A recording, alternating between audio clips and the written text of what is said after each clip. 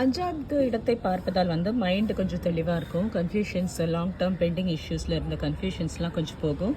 ரிலாக்ஸ்டாக இருக்கும். ஏதாவது கேளிக்கை ஆக்டிவிட்டி இல்லை வந்து ஒரு மனசுக்கு பிடிச்ச விஷயங்கள் ரொம்ப நாளாக பிளான் பண்ணியிருந்தீங்கன்னா அதை பண்ணலாம். அதிர்ஷ்டம் வந்து நிறையவே இருக்கும்.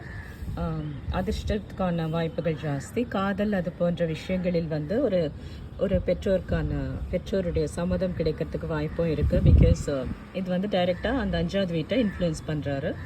ஸோ சாதகமான போக்கு வந்து இருக்கும் 5 பொறுத்த வரைக்கும். 5 is like completely creative area. Meditation அது மாதிரி விஷயங்களுக்கும் 5 தான். ஸ்டாக் மார்க்கெட்டுக்கும் 5 தான்.